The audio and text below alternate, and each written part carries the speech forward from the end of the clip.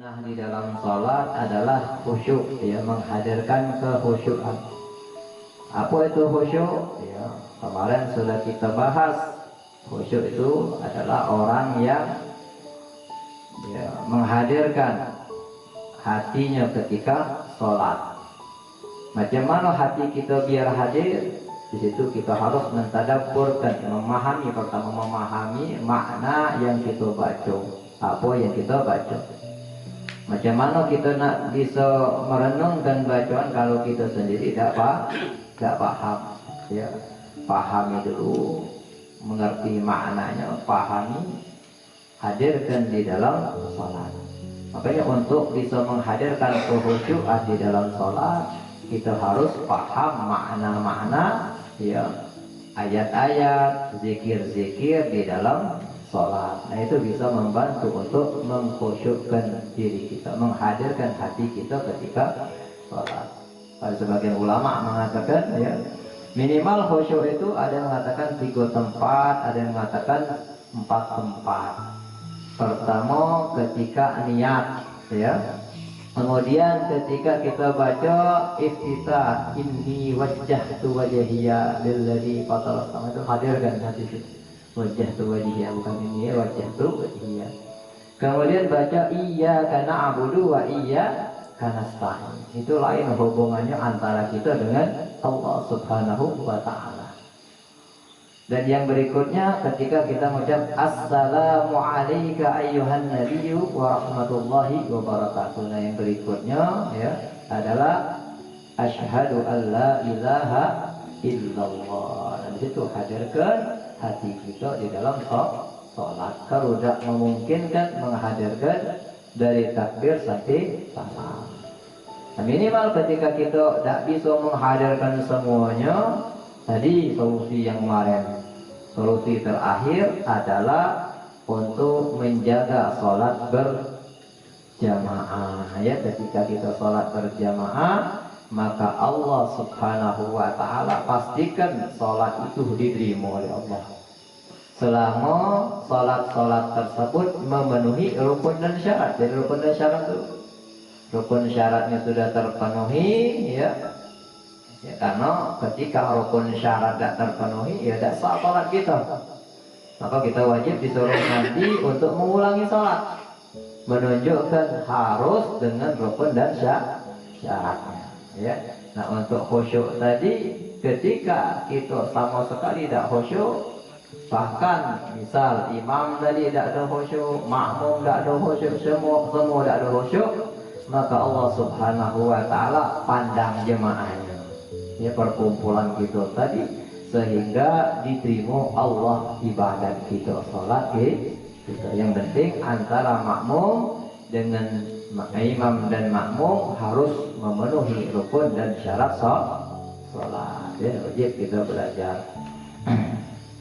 Nah, di sini Imam Ali karamallahu wajhah mengatakan yakunu bigawulil amal. Jadi, ya, aham minkum bil amal fa innahu la yakillu amalun maqbul, ya. Jadilah kalian orang yang lebih mementingkan, ya, amal yang baik, amal yang sempurna, dibandingkan kalian mementingkan amal yang banyak.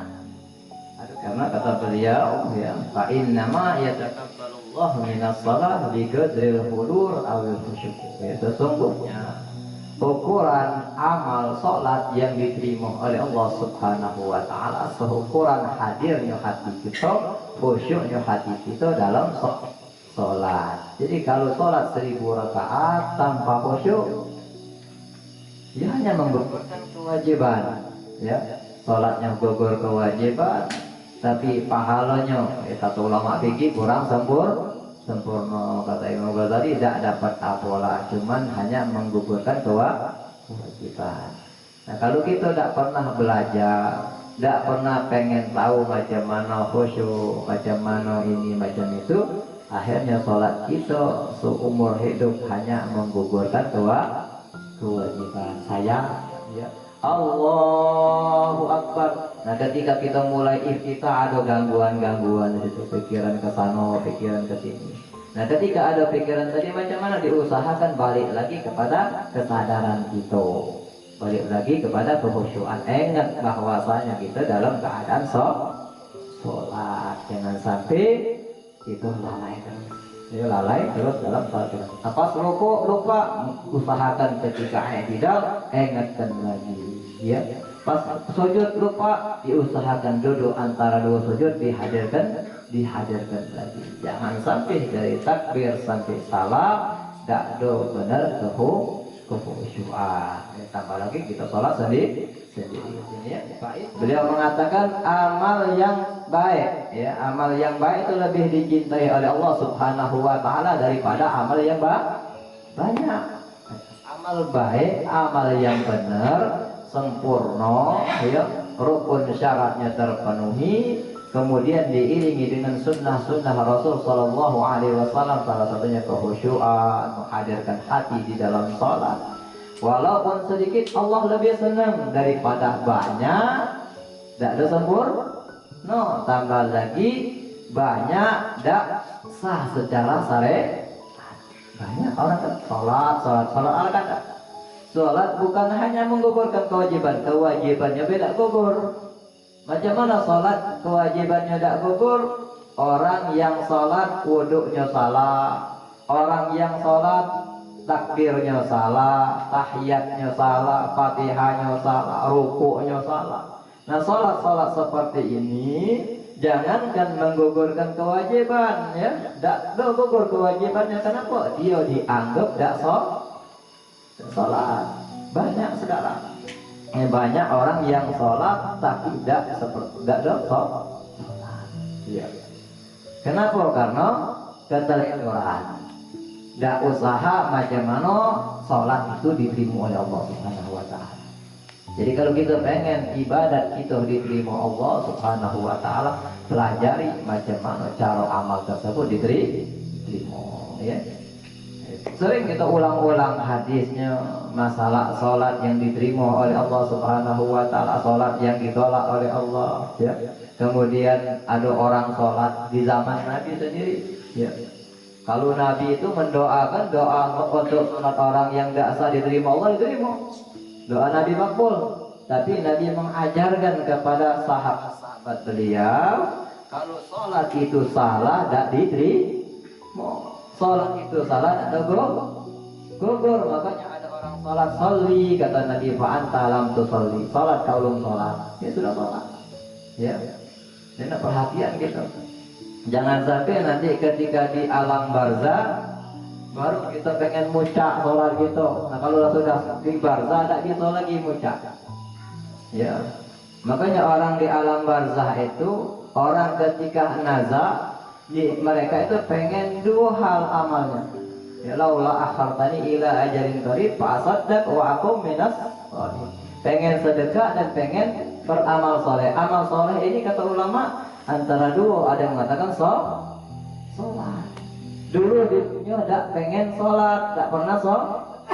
Ada juga di dunia sholat tapi tidak benar dalam sholat, sehingga sholatnya tidak diterima oleh Allah. Nah, mereka sebagai pelajaran, kita tinggal ngebek pelajaran, jangan kita jadi pelajaran orang. Oh, sholat siapa tidak diterima, kenapa tidak usah? Nah, orang-orang yang tidak diterima oleh Allah sholat-sholatnya itu pelajaran untuk kita, jangan sampai sholat kita pun ditolak oleh Allah Subhanahu wa taala. Mereka ada kesempatan untuk memperbaikinya. Kenapa sudah dipanggil Allah? Kita ada kesempatan.